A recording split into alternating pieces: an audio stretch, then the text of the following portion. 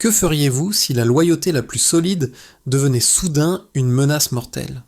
Dans une base écrasée par la chaleur de Ouagadougou, une révélation intime suffit à faire vaciller la discipline, l'autorité et la survie collective. Car une seule faille humaine peut entraîner l'effondrement d'un commandement entier. Pourquoi cette décision précise, prise par Ibrahim Traoré, dépasse-t-elle le sort d'un soldat et engage-t-elle l'idée même de justice, de cohésion et de leadership dans un Burkina Faso sous pression ? En quelques heures, l'histoire bascule. Cette histoire promet plus qu'un simple récit militaire. Elle propose une plongée méthodique dans un dilemme où chaque option comporte un coût humain, stratégique et symbolique.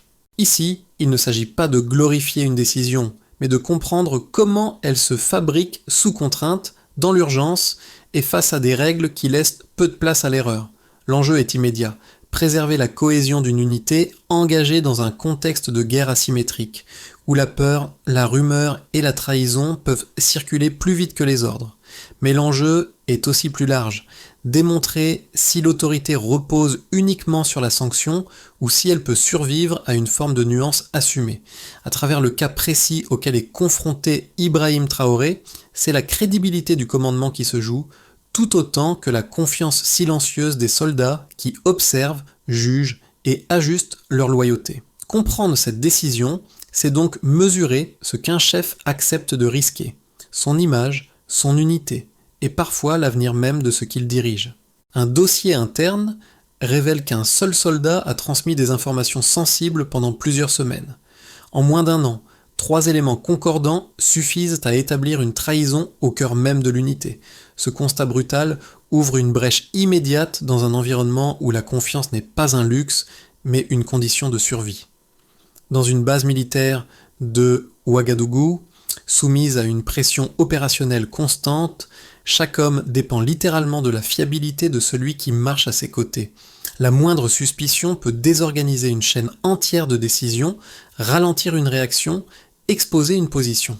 Le contexte dans lequel agit Ibrahim Traoré est celui d'une guerre asymétrique, diffuse, où les lignes de front sont mouvantes et les ennemis rarement visibles. Les unités sont engagées dans des opérations prolongées, souvent isolées, avec des moyens limités et une responsabilité accrue sur les épaules des officiers de terrain. Dans ce cadre, la discipline n'est pas seulement une règle institutionnelle, elle devient un mécanisme de protection collective. Historiquement, les armées ont toujours traité la trahison comme un poison à éliminer sans délai. Les exemples abondent, des légions antiques aux conflits modernes, où un seul informateur a suffi à provoquer des pertes massives, ou l'effondrement d'un dispositif entier. Cette mémoire militaire pèse lourdement sur toute décision contemporaine. Elle impose une lecture immédiate des faits, identifier, neutraliser, dissuader. Mais le contexte humain complique cette logique. Le soldat incriminé n'est ni marginal, ni récemment intégré. Il fait partie du noyau dur de l'unité, respecté, éprouvé au combat, présent lors d'opérations décisives. Cette proximité transforme la trahison en choc moral, bien plus qu'en simple faute disciplinaire. Elle crée un malaise silencieux qui traverse les rangs, nourri par l'incompréhension et la peur d'une contagion. Avant même toute sanction, Ibrahim Traoré doit donc gérer un premier front invisible, celui des esprits. Restaurer un minimum de clarté, éviter la rumeur, maintenir l'opérabilité immédiate. Car dans ce type de guerre, l'hésitation ne dure jamais longtemps sans conséquence. Dans cette situation tendue, le rôle d'Ibrahim Traoré dépasse celui d'un simple officier chargé d'appliquer un règlement. Il devient le point de référence autour duquel l'unité tente de se stabiliser. Sa posture, ses silences et ses premiers gestes sont observés avec une attention extrême. Rien n'est anodin, car chaque signal envoyé par le commandement influence directement le comportement des soldats. Traoré est perçu comme un chef de proximité, présent sur le terrain, habitué à partager les mêmes conditions de vie que ses hommes. Cette relation construite dans l'effort et le risque crée un capital de confiance rare mais fragile. Dès que l'existence d'un traître circule, même de manière informelle, les effets se font sentir. Les échanges se raccourcissent, les regards se durcissent, et certaines patrouilles deviennent mécaniquement plus prudentes, parfois au détriment de leur efficacité. Les premiers impacts sont donc psychologiques avant d'être opérationnels. Un soldat hésite à se confier, un autre évite les discussions nocturnes qui soudaient jusque-là le groupe. L'unité continue de fonctionner, mais sous tension, comme un mécanisme dont chaque pièce redoute désormais la défaillance de la suivante. Dans ce climat, Ibrahim Traoré doit préserver une double dynamique, maintenir l'autorité formelle tout en empêchant la suspicion de se transformer en fracture durable. Deux situations concrètes illustrent cette pression. Lors d'un briefing matinal, les questions se font plus rares, signe non pas de discipline, mais de retenue. Plus tard, sur le terrain, une manœuvre est exécutée sans initiative individuelle, chacun se limitant strictement aux ordres reçus. La cohésion existe encore, mais elle s'est rigidifiée. Le véritable enjeu apparaît alors clairement. Éviter que la peur ne remplace la confiance. Car une unité qui n'ose plus compter sur elle-même devient vulnérable, même sans ennemi visible. Avant la révélation, la situation semblait maîtrisée. Les opérations s'enchaînaient selon un rythme éprouvé. Les consignes étaient maintenant claires et l'unité avançait avec une efficacité forgée par des mois de pression continue. Puis, en quelques heures, tout change. La découverte d'éléments compromettants agit comme un déclencheur brutal. Ce qui relevait jusque-là de la routine militaire bascule dans un enchaînement d'actions où chaque minute compte. La première phase est celle de la vérification. Les informations sont recoupées, comparées, mises en perspective. Aucun ordre spectaculaire n'est donné. Cette retenue n'est pas un signe d'hésitation, mais une nécessité stratégique. Une accusation mal fondée pourrait être aussi destructrice qu'une trahison réelle. Les transmissions sont observées, les déplacements analysés, les horaires confrontés. Progressivement, un schéma cohérent se dessine, suffisamment solide pour justifier une décision formelle. Vient ensuite le moment de la confrontation. Le soldat concerné est isolé du reste du groupe, sans annonce publique, afin d'éviter toute réaction en chaîne. L'entretien se déroule dans un cadre volontairement sobre, presque neutre. Aucun cri, aucune menace. La tension est pourtant extrême, car les enjeux dépassent largement l'individu. À cet instant précis, Ibrahim Traoré ne fait pas face à un ennemi déclaré, mais à une rupture de confiance qui engage l'ensemble de son commandement. La phase suivante marque le point culminant. Les preuves s'accumulent, les silences deviennent lourds de sens et la réalité de la trahison ne peut plus être écartée. Autour, l'unité ressent confusément que quelque chose se joue sans en connaître les détails. Les rumeurs circulent à voix basse, amplifiant l'incertitude. Chaque soldat projette ses propres craintes, oscillant entre colère et peur de l'inconnu. Les conséquences immédiates ne tardent pas. Certaines opérations prévues sont réévaluées, non par manque de capacité, mais par souci de sécurité. Des itinéraires sont modifiés, des procédures renforcées. Cette adaptation rapide évite un effondrement opérationnel, mais elle a un coût. Elle alourdit la charge mentale des équipes et renforce le sentiment que la menace vient désormais de l'intérieur autant que de l'extérieur. Enfin, la dernière phase est celle de l'attente. Aucune sanction n'est annoncée sur le champ. Ce silence, inhabituel dans un cadre militaire, crée un vide. Certains y voient une faiblesse, d'autres une réflexion nécessaire. Le commandement sait pourtant que cette suspension du temps ne peut durer indéfiniment. Une décision devra être rendue et elle sera observée, commentée, interprétée bien au-delà de la base. À travers cette succession rapide d'événements, une certitude s'impose. Ce qui est en jeu n'est plus seulement la faute d'un homme, mais la capacité d'un chef à transformer une crise interne en moment de vérité collective. Au départ, la situation répond à une norme claire. Toute trahison interne appelle une sanction immédiate. Après l'enquête, la réalité évolue vers un cas exceptionnel où les faits confirment la faute sans en épuiser le sens. Cette bascule structure toute l'analyse. Les preuves matérielles existent, elles sont cohérentes et elles suffiraient, dans un cadre classique, à clore le débat. Pourtant, leur lecture détaillée ouvre une zone grise que le commandement ne peut ignorer. Premier élément mesurable, les échanges interceptés. Leur fréquence augmente progressivement sur plusieurs semaines, sans pic brutal ni accélération soudaine. Ce rythme suggère une contrainte continue plutôt qu'une initiative opportuniste. Loin d'un espionnage méthodique et rémunérateur, les transmissions apparaissent irrégulières, souvent lacunaires, comme dictées par la peur plus que par la stratégie. Cette dynamique affaiblit l'hypothèse d'une trahison motivée par l'idéologie ou l'appât du gain. Deuxième indicateur, les flux financiers. Le montant cumulé reste inférieur à 3 millions de francs CFA, une somme modeste au regard des risques encourus et des standards observés dans des cas comparables. Chaque versement correspond à une tentative désespérée d'obtenir un délai, une preuve de vie ou une promesse de libération. L'argent ne circule pas comme une récompense, mais comme une rançon fragmentée. Cette donnée modifie profondément l'interprétation morale du dossier, sans en annuler la gravité juridique. Troisième fait chiffré, l'âge de la personne prise en otage. La sœur du soldat a 12 ans. Cette donnée n'est pas anecdotique, elle explique la rapidité de la soumission et l'effondrement psychologique observé lors de l'interrogatoire. Dans les conflits contemporains, la pression exercée sur les proches constitue un levier connu, précisément parce qu'il contourne la formation militaire et la discipline. Ici, le chantage ne vise pas le soldat, mais l'enfant dont il se sent responsable. Pris ensemble, ces éléments dessinent un profil atypique. Les preuves confirment la transmission d'informations, mais elles décrivent aussi une spirale de contraintes. Pour Ibrahim Traoré, l'enjeu n'est pas de nier les faits, mais d'en comprendre la dynamique réelle. Une sanction aveugle risquerait de masquer une vulnérabilité systémique, l'exposition des familles comme point d'entrée pour l'ennemi.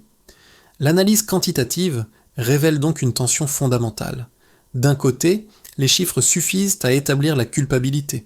De l'autre, ils montrent que cette culpabilité s'inscrit dans un mécanisme plus large, qui dépasse l'individu. Cette lecture oblige le commandement à élargir sa focale, à passer d'un raisonnement punitif à une réflexion sur la prévention et la résilience collective. En intégrant ces données, Ibrahim Traoré comprend que la décision à venir ne sera pas seulement jugée sur sa fermeté, mais sur sa capacité à réduire la probabilité qu'un tel scénario se reproduise. La mesure des faits devient alors un outil non pour condamner plus vite, mais pour décider plus justement. La première position, la plus immédiate, repose sur un principe simple. Sans sanction exemplaire, aucune armée ne peut survivre. Selon cette lecture, toute nuance introduite face à une trahison avérée crée un précédent dangereux. Elle envoie le signal que la règle peut être contournée lorsque la pression devient trop forte. Dans un contexte de guerre asymétrique où l'ennemi cherche précisément à exploiter les failles humaines, cette indulgence serait interprétée comme une invitation à recommencer. La peur de la sanction, soutiennent ses partisans, demeure le dernier rempart contre l'effondrement de la discipline. Un second argument, tout aussi structuré, insiste sur la protection du collectif. L'unité ne combat pas seulement avec des armes, mais avec la certitude que chacun respectera le pacte tacite du risque partagé.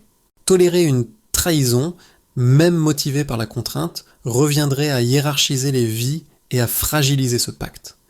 Certains soldats pourraient se demander pourquoi ils devraient continuer à résister au prix de leur propre famille, si une transgression aussi grave n'est pas immédiatement punie. Dans cette optique, la clémence n'est pas une vertu, mais une menace silencieuse. Face à ces deux positions, Ibrahim Traoré ne nie ni la logique ni la légitimité des inquiétudes exprimées. Il les intègre.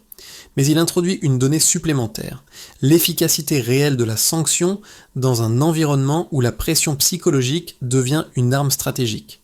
Exécuter ou exclure sans nuance peut dissuader à court terme, mais cela n'empêche pas l'ennemi d'utiliser les mêmes méthodes sur un autre soldat, ailleurs, plus tard. La réponse du commandement s'appuie alors sur un renversement partiel du raisonnement. La véritable fermeté ne consisterait pas uniquement à punir, mais à réduire la surface d'exploitation de l'unité. En traitant ce cas comme une anomalie à comprendre plutôt qu'un simple crime à effacer, Ibrahim Traoré cherche à renforcer le collectif sur le long terme. La discipline demeure, mais elle s'accompagne d'une lucidité nouvelle. Dans cette guerre, ignorer la dimension humaine revient à combattre avec un angle mort dangereux. À ce stade, un constat s'impose. La sanction classique aggraverait le risque.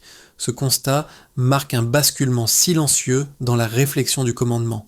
À ce stade, Ibrahim Traoré comprend que la décision attendue n'est pas seulement celle que la tradition impose, mais celle que la situation réelle exige. Punir immédiatement réglerait un problème visible, tout en laissant intacte la mécanique qui l'a rendu possible. La crise n'est plus individuelle, elle devient structurelle. Ce point de rupture modifie la lecture de l'ensemble du dossier. La trahison n'apparaît plus comme une anomalie isolée, mais comme le symptôme d'un levier stratégique utilisé par l'adversaire. Tant que les familles restent exposées, chaque soldat représente une cible potentielle. La sanction, aussi sévère soit-elle, ne ferme pas cette brèche. Elle peut même l'élargir en installant une peur supplémentaire, moins contrôlable que la discipline elle-même.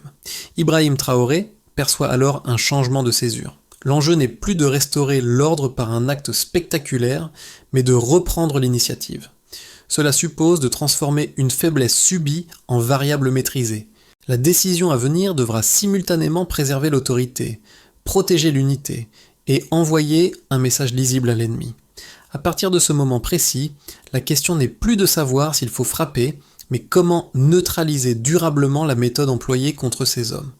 La réponse ne se trouve pas dans les textes, mais dans l'adaptation. La décision qui se dessine ne produit pas des effets abstraits. Elle génère des conséquences tangibles, distinctes selon les acteurs concernés et immédiatement perceptibles sur plusieurs plans. Pour Ibrahim Traoré, l'enjeu consiste précisément à anticiper ces répercussions croisées afin d'éviter qu'une solution locale ne crée une instabilité plus large. Du point de vue institutionnel, la première conséquence touche l'autorité de l'État et de la hiérarchie militaire. Une réponse strictement punitive aurait envoyé un signal de rigidité conforme au texte, mais elle aurait aussi figé la doctrine face à des méthodes adverses évolutives. En optant pour une lecture plus stratégique, le commandement ouvre la voie à une adaptation des procédures, notamment en matière de protection des proches des soldats. Cette inflexion n'affaiblit pas l'institution, elle la rend plus consciente de ses angles morts et plus apte à corriger ses vulnérabilités. Pour les acteurs économiques locaux, souvent dépendants de la stabilité sécuritaire, l'impact est indirect mais réel. Une unité fragilisée par la méfiance interne ralentit les opérations, prolonge l'insécurité et retarde la reprise d'activités essentielles. A l'inverse, une cohésion préservée réduit les interruptions, sécurise les axes et limite les effets de contagion de la violence. La décision d'Ibrahim Traoré contribue ainsi à maintenir un minimum de prévisibilité dans un environnement déjà instable. La population civile ressent les effets de manière plus diffuse, mais plus profonde. La perception d'une armée capable de discernement renforce la confiance, surtout dans les zones où les familles de soldats sont exposées aux représailles. Savoir que le commandement reconnaît cette réalité et cherche à y répondre diminue la peur silencieuse et favorise la coopération. A l'inverse, une sanction aveugle aurait pu alimenter le sentiment que l'institution sacrifie ses propres membres sans chercher à comprendre les mécanismes de la contrainte. À l'échelle régionale, enfin, la décision envoie un message aux groupes armés. Elle indique que le chantage familial n'est pas une arme sans coût.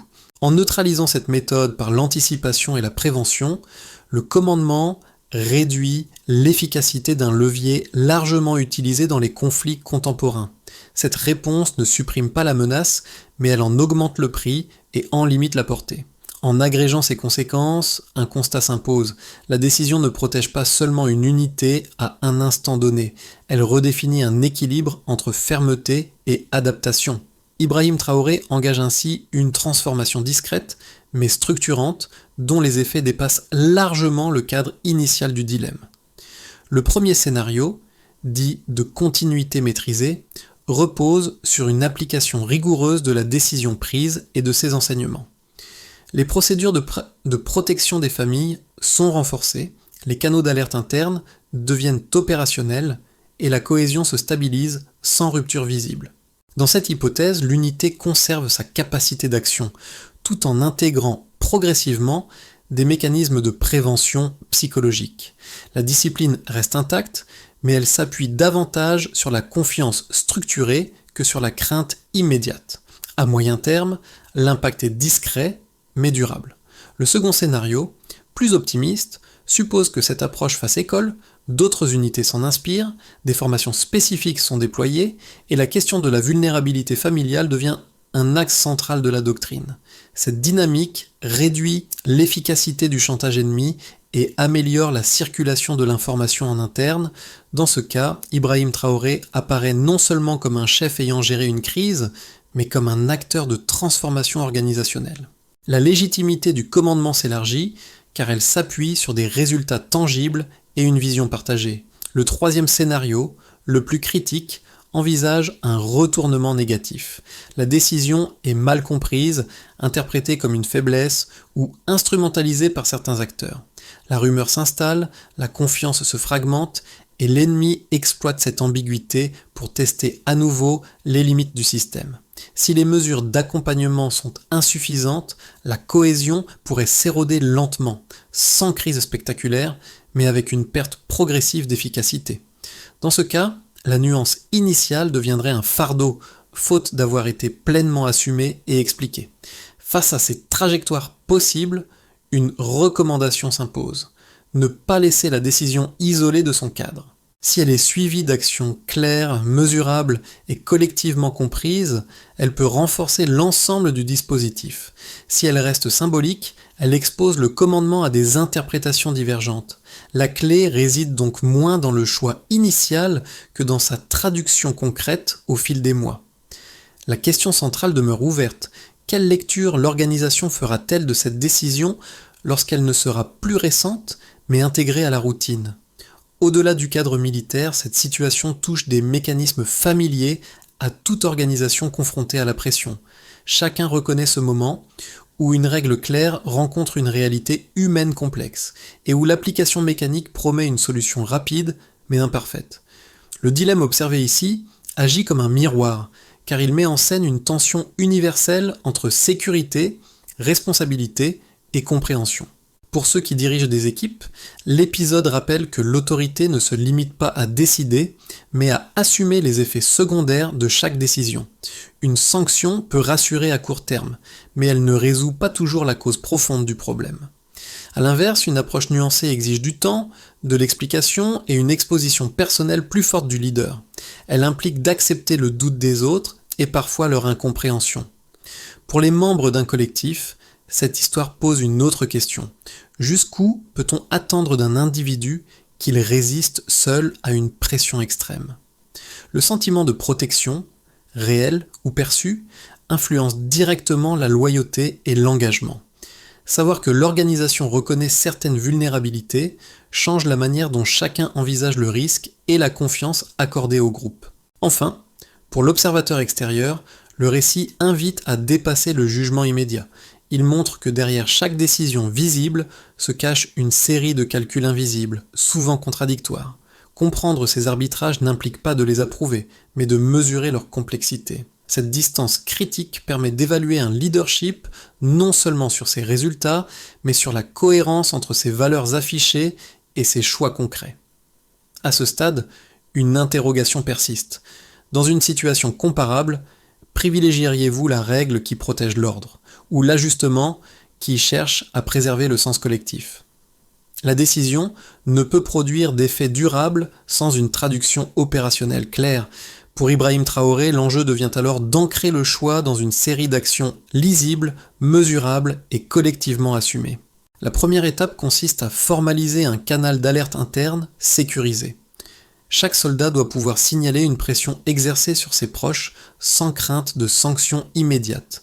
Ce dispositif vise à déplacer le problème en amont, avant qu'il ne se transforme en faute irréversible. La deuxième étape porte sur la protection indirecte des familles. Il ne s'agit pas de promettre une sécurité absolue, mais de cartographier les risques et de prioriser les situations les plus exposées. Des relais locaux, civils ou institutionnels peuvent être mobilisés pour réduire l'isolement des proches et limiter l'efficacité du chantage.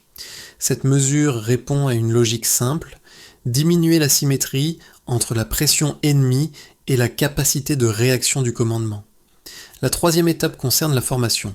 Les officiers intermédiaires sont sensibilisés aux signes de détresse psychologique et aux comportements à risque. L'objectif n'est pas de transformer les chefs en psychologues, mais de leur fournir des repères concrets pour identifier une vulnérabilité avant qu'elle ne soit exploitée. Cette vigilance partagée renforce la cohésion sans alourdir la chaîne hiérarchique. Enfin, une évaluation régulière est mise en place. Les incidents signalés, les réponses apportées et leurs effets sont analysés collectivement. Cette boucle de retour permet d'ajuster les mesures sans attendre une nouvelle crise. Pour Ibrahim Traoré, cette feuille de route ne remplace pas la discipline. Elle la complète en l'adaptant à une guerre où la pression morale devient une arme. À travers ces étapes, la décision initiale cesse d'être un cas isolé et devient un cadre d'action. Reste une question essentielle, cette approche pourra-t-elle résister à l'épreuve du temps et de nouvelles crises imprévues ? Le souvenir de cette base écrasée par la chaleur revient, identique en apparence, mais différente en profondeur. Les mêmes murs, la même poussière, les mêmes visages marqués par la fatigue. Pourtant quelque chose a changé dans la manière dont l'unité se regarde et se comprend. Le dilemme initial n'a pas disparu. Il a laissé une trace durable, comme une cicatrice qui rappelle un choix assumé plutôt qu'un ordre subi. En prenant cette décision, Ibrahim Traoré n'a pas seulement tranché un cas individuel.